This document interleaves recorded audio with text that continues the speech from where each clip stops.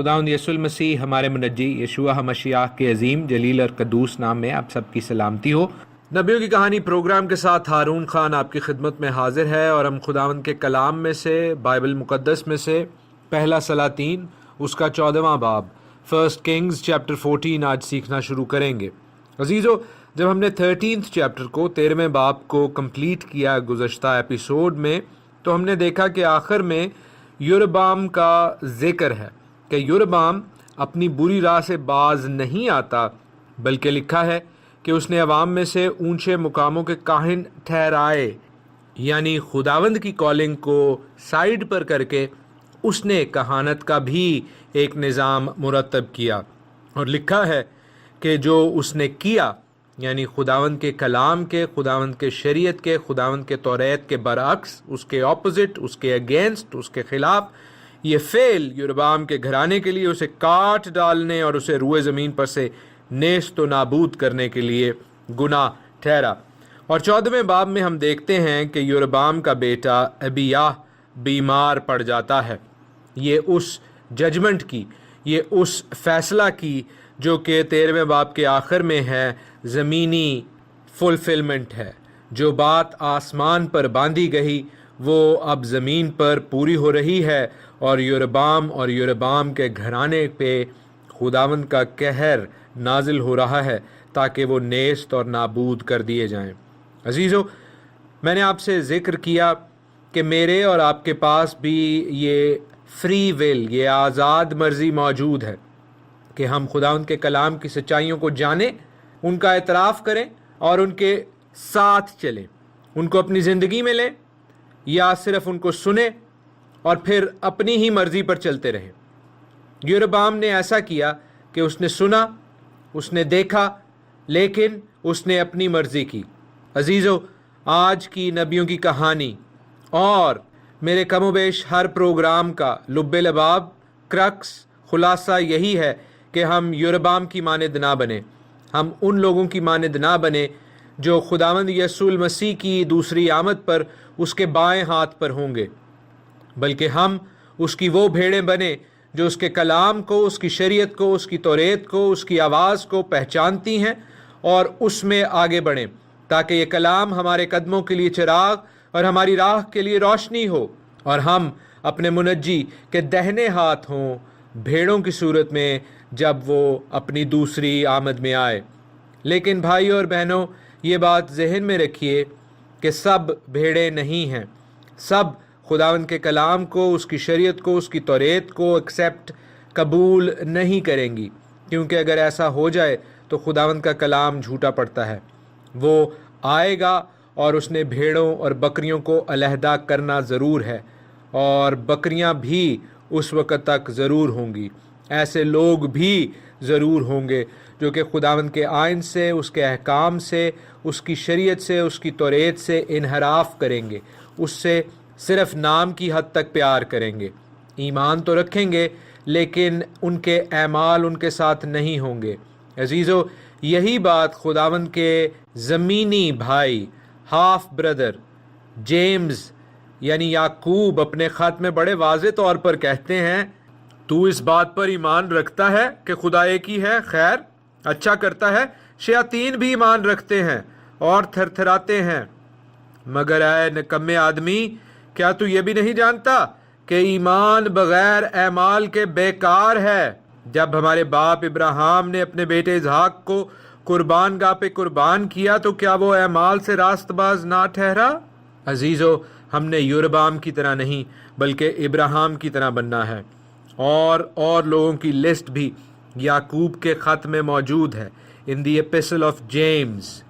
सो इस बाब में, जहाँ पहले सलातीन के 13वें और 14वें बाब में हम योरबाम के हवाले से देख रहे हैं कि खुदावंद की जस्टिस उसके ऊपर हो रही है, खुदावंद की जजमेंट उसके ऊपर हो रही है, तो अजीज़ो, उसने वो मौजज़ात देखे कि मज़बा फट गया, उस पर मौजूद राख गिर गई, उसका दाहिना हाथ सूख गया।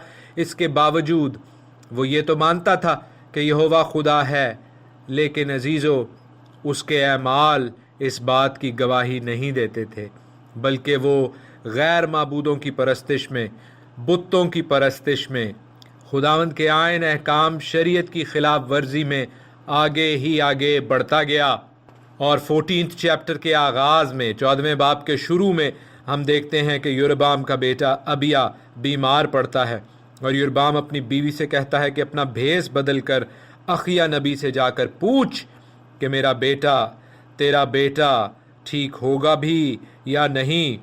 और वो कहता है कि 10 रोटियां और पपड़ियां और शहद का एक मर्तबान अपने साथ ले जा। क्यों वो उसे कहता है कि अपना भेस बदल? इसलिए कि वो जानता है ये नबी वही नबी है, अखिया नबी, जिसने यरोबाम को 10 कबीलों पर हाकमियत की, बादशाही की खुशखबरी और खुदावंद की नबूवत की बात बताई थी और ये भी कहा था कि तू खुदावंद खुदा के कलाम से, उसके आयन से, अहकाम से मुनहरिफ ना होना, पीछे ना मुड़ जाना, ओबीडियंट रहना, फरमाबरदार रहना।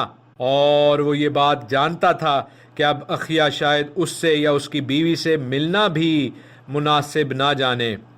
लेकिन हम देखते हैं भाइयों के अखिया को अगरचे कुछ नज़र नहीं आता था तो भी खुदावंद की पाक रूह ने उसकी रहबरी और रहनुमाई की कि देख यरोबाम की बीवी तुझसे मिलने को आ रही है।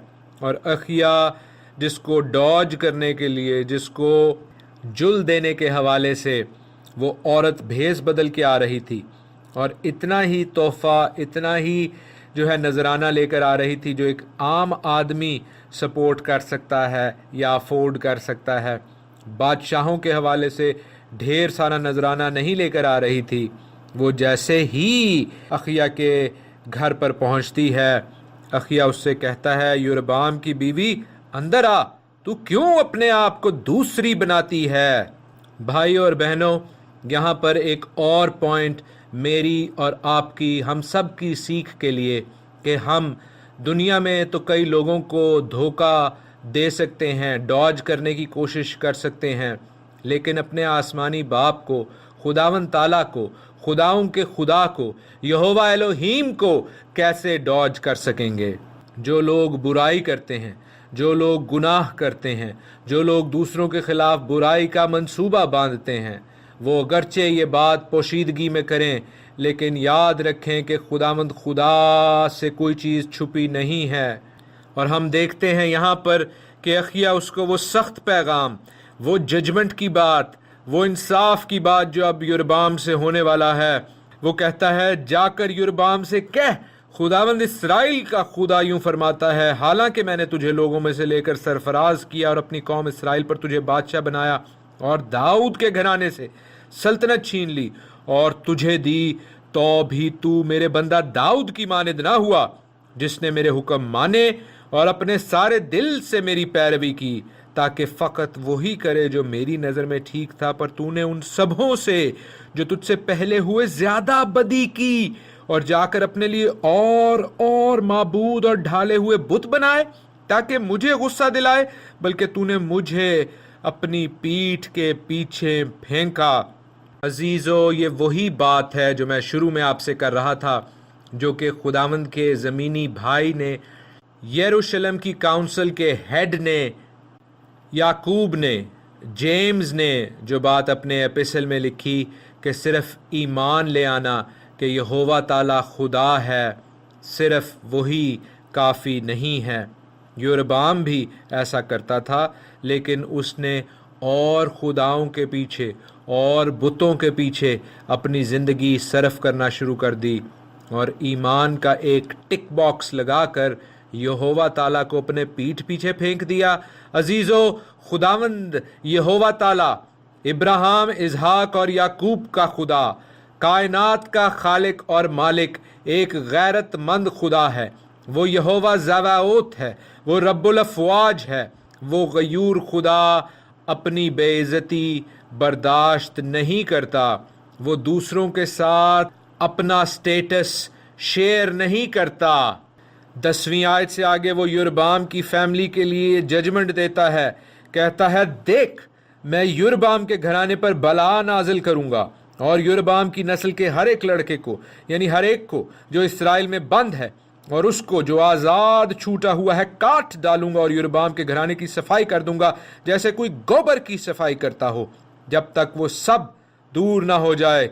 यरबाम का जो कोई शहर में मरेगा उसे कुत्ते खा जाएंगे, और जो मैदान में मरेगा उसे हवा के परिंदे चट कर जाएंगे, क्योंकि खुदावंद ने ये फरमाया है।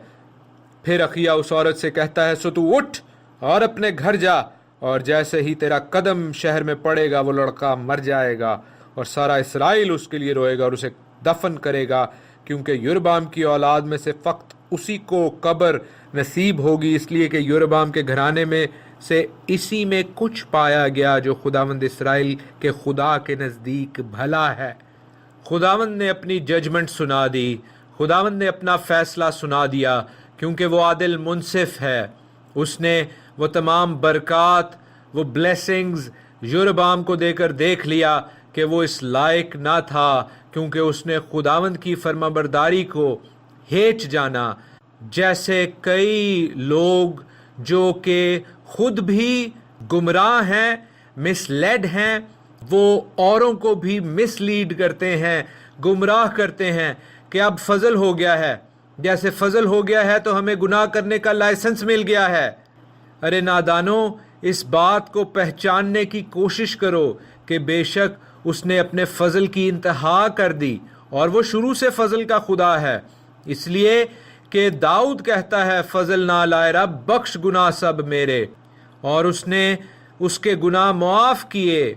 लेकिन हम मसीह यस्सु में बेशक फजल की इंतहा देखते हैं, लेकिन जब हम मसीह यस्सु को कबूल कर लें, उसकी सलीब को अपनी ज़िंदगी में कबूल कर लें, तो भाई और बहनों, हम पर और ज़िम्मेदारी आयद होती है कि हम अपने बाप के हुक्म मानें, ना कि अपने बाप के हुक्मों को नाचीज़ जानें, और ये कहकर उनकी खिल्ली उड़ाएं, ये कहकर उनका मजाक उड़ाएं कि यस्सु ने सब कुछ कर दिया है, हमें कुछ करने की क्या ज़रूरत है।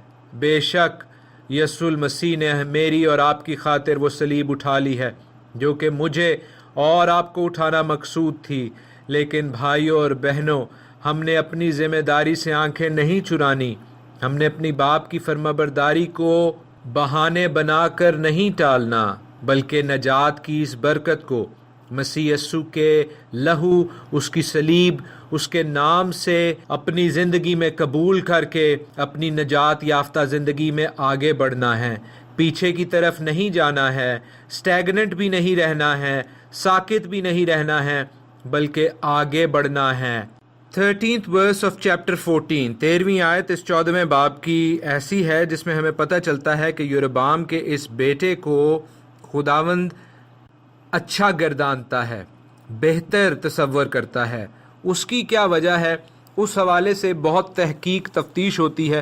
पहले तो उसके नाम के ऊपर मुख्तसर सा गौर कर लें। उसका नाम था अबीयाह। अबीयाह मीन्स कि मेरा बाप याह है। खुदावंद का नाम, वो खुदावंद के साथ जुड़ा हुआ था। हो सकता है वो उस वक़्त पैदा हो जब यरबाम स्लाइटली बेहतर शख्स था, और उसने उसका नाम ऐसा रखा जो कि खुदावंद के नाम के साथ जुड़ा हुआ था। लेकिन अजीज़ो, हम यहाँ पर इस बात को भी फ़ील कर सकते हैं कि अबिया की ये बीमारी जो थी वो उसे उन भयानक मौतों से जो कि यरबाम के बाकी घराने के लिए लिखी थीं उनसे बचा लेगी।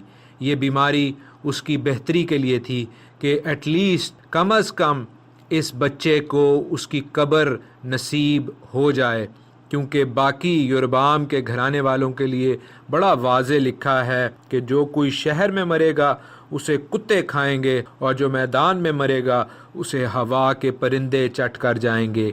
यानी यरबाम के घराने के लिए सिर्फ हलाकत ही हलाकत थी और बेहुरमती ही बेहुरमती थी।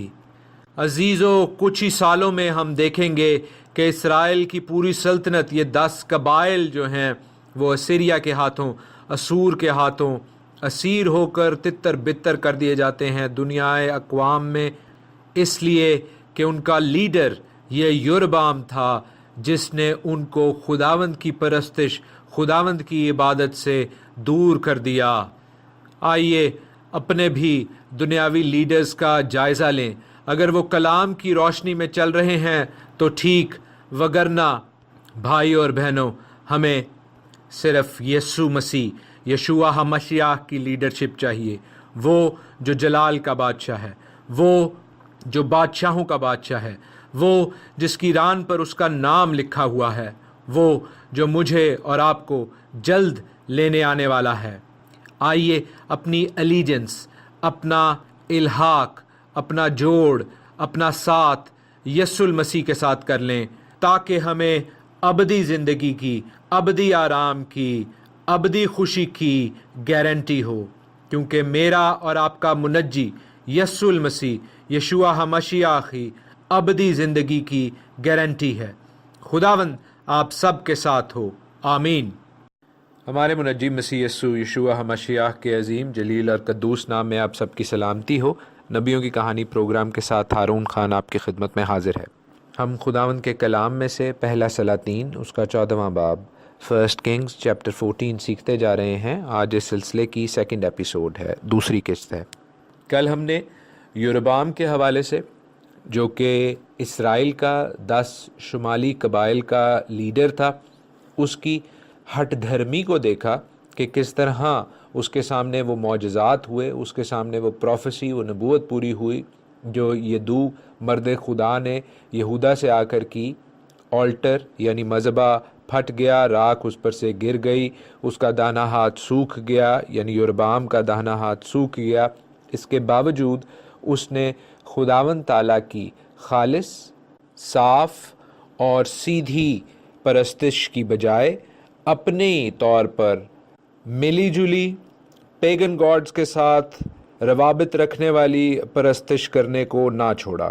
یہ اس کی آزاد مرضی تھی۔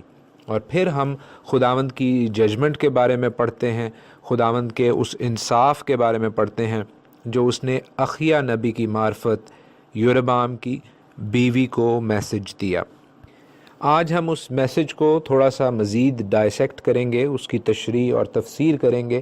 پھر ہم یوربام کی موت کا حال پڑھیں گے اس چیپٹر میں، فرسٹ کنگز کے چیپٹر 14 میں، اور پھر کچھ یہودا کے بادشاہ روابام کے حوالے سے۔ عزیزو، ان دونوں لیڈرز کے حوالے سے جو سائملٹینیسلی، پیرلل، ایک دوسرے کے متوازی، شمالی یعنی ناردرن اور جنوبی یعنی سدرن کنگڈم پر حاکم تھے، ان کا حال اور ان کا کردار مختصراً دیکھیں گے، اور پھر لیڈرشپ کی امپورٹنس پر، ہمارے جو لیڈرز ہیں ان کی اہمیت پر خداوند کے کلام سے روشنی ڈالیں گے۔ ہم اس کہانی کو وہیں سے پک کرتے ہیں، وہیں سے دوبارہ شروع کرتے ہیں جہاں ہم نے کل ختم کی تھی، اور ہم نے دیکھا کہ یوربام کی بیوی اٹھ کر روانہ ہوتی ہے اور ترزا میں آتی ہے، اور جب وہ اپنے گھر کے آستانہ پر پہنچتی ہے تو اس کا وہ لڑکا مر جاتا ہے، اور سارا اسرائیل اس کے لیے نوحہ کرتا ہے۔ عزیزو، 15ویں اور 16ویں آیات، 15th and 16th verse of chapter 14 جو ہیں وہ بہت اہم ہیں۔ لکھا ہے کہ خداوند اسرائیل کو ایسا مارے گا جیسے سرکنڈا پانی میں ہلایا جاتا ہے، اور وہ اسرائیل کو اس اچھے ملک سے جو اس نے ان کے باپ دادا کو دیا تھا اکھاڑ پھینکے گا، اور ان کو دریائے فرات کے پار پرا گندہ کرے گا، کیونکہ انہوں نے اپنے لیے یہ سیرتیں بنائیں اور خداوند کو غصہ دلایا، اور وہ اسرائیل کو یوربام کے ان گناہوں کے سبب سے چھوڑ دے گا جو اس نے خود کیے اور جن سے اس نے اسرائیل سے گناہ کرایا۔ یہ وہ بات ہے جس کے حوالے سے میں آپ کو کہہ رہا تھا کہ لیڈرشپ، جو قیادت ہے، جو لوگ لیڈرشپ کے رول میں ہوتے ہیں، ان کی کیریکٹر بلڈنگ، یعنی ان کا کردار جو ہے وہ بہت اہم اور امپورٹنٹ ہوتا ہے۔ بڑا واضح لکھا ہے کہ خداوند اسرائیل کو سزا دے گا۔ کیونکہ یوربام کے ان گناہوں کے سبب سے وہ اسرائیل کو چھوڑ دے گا۔ بھائیوں اور بہنوں، ہم نے اس پرنسپل کو سمجھنا ہے، اس اصول کو سمجھنا ہے۔ آپ کے خیال میں کیوں ججز کی کتاب لکھی گئی؟ قاضیوں کی کتاب جب ہم نے پڑھی اور اس کے حوالے سے بائبل سٹڈی کی تو میں نے آپ کو بتایا کہ خداوند تعالیٰ ہمیں یہ دکھانا اور سکھانا چاہتے تھے کہ خداوند تعالیٰ کے لوگ جوشوا کے بعد، جوشوا کی اس اچھی لیڈرشپ کے بعد گمراہ ہو گئے۔ کیونکہ ان کا ایک اچھا لیڈر نہیں تھا۔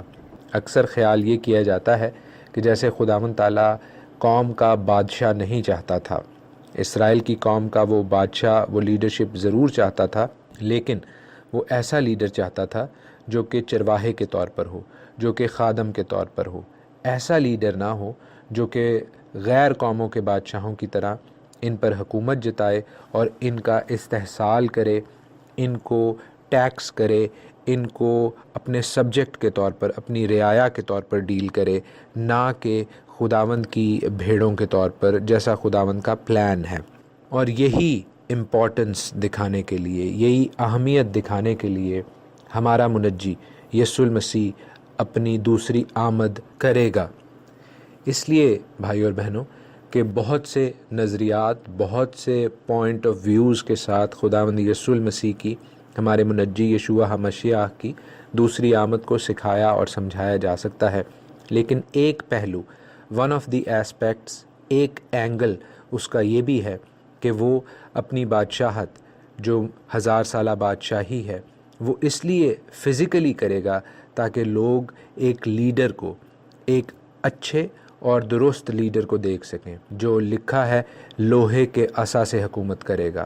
کرائسٹ مسٹ ریٹرن، یسوع المسیح ہمارے منجی نے ضرور لوٹنا ہے تاکہ ہم لوگ جو کہ ریڈیمڈ ہیں، ہم لوگ جو کہ نجات یافتہ ہیں، وہ بھی ایک ویزیبل اور ٹینجیبل لیڈرشپ، ایک واضح لیڈرشپ دیکھ سکیں جس کے اندر خداوند تعالیٰ کے کلام، آئین، احکام، توریت کی، شریعت کی بالادستی ہے۔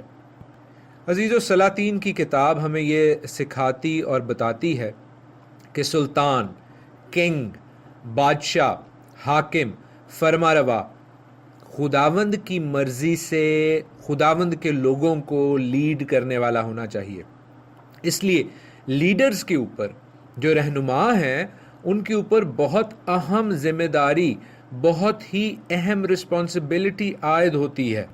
قاضیوں کی کتاب بک آف ججز جب ہم نے پڑھی تو ہم نے اس اہم پرنسپل کو، قانون کو سیکھنے کی کوشش کی کہ خداوند ایسی ہی لیڈرشپ نہیں مانگتا، وہ چاہتا ہے کہ اس کے لوگوں کے اوپر رولرشپ ہو، لیڈرشپ ہو۔ اور پھر through the book of Samuel ہم نے اس بات کو بھی سیکھا کہ خداوند اپنے لوگوں کے لیے ایسا لیڈر چاہتا ہے جو چرواہے کی مانند اپنی بھیڑوں کی فکر کرے۔ ایسا لیڈر نہیں چاہتا جو غیر قوموں کے لیڈرز کی طرح، حاکموں کی طرح ان لوگوں کو رعایا سمجھے، سبجیکٹ سمجھے۔ بک آف کنگز بھی ہمیں وہی چیز سکھا اور سمجھا رہی ہے، غلط قسم کے لیڈرز کی کوالٹی سے، کہ ایسے لیڈر سے، ایسے رہنماؤں سے خداوند کو کتنی نفرت ہے۔ جو نبیوں کی کتابیں ہیں، صحیفے ہیں، وہ ہمیں یہ سکھاتے ہیں کہ خداوند تعالیٰ اپنے مسیح کے ذریعے، اپنے یسوع المسیح کے ذریعے، اپنے دہنے ہاتھ کے ذریعے، اپنے کلمے کے ذریعے نئے عہد نامے میں لوگوں کو بتائے گا کہ مسیح کی دنیا کو ضرورت ہے۔ اور مکاشفہ کی کتاب ایکچولی ہمیں اس چیز کا اندیہ دیتی ہے کہ خداوند یسوع المسیح یشوع مسیح جب اس دنیا میں آئیں گے تو وہ اپنی زمینی بادشاہی میں، اس 1000 سالہ بادشاہی میں، خداوند کے قول کے موافق، خداوند کے احکام کے موافق، خداوند کی شریعت اور توریت کے موافق بادشاہی کر کے دکھائیں گے، بیفور، پیشتر اس کے کہ ہم سب نئے یروشلم کے باسی بنیں، پیشتر اس کے کہ موجودہ آسمان اور زمین لپیٹ دیے جائیں۔ 21ویں آیت سے آگے ہم اس بات کا مظاہرہ دیکھتے ہیں کہ روبعام جو ہے، جو کہ یہودا کا بادشاہ ہے، جو کہ جنوبی سلطنت ہے، سدرن کنگڈم ہے، اگرچہ وہ یروبعام جیسا برا نہیں تھا، لیکن وہ بھی ایک میجر ڈس اپوائنٹمنٹ تھی، اس سے بھی خداوند مایوس ہوا۔ اس کی کیا وجہ ہے؟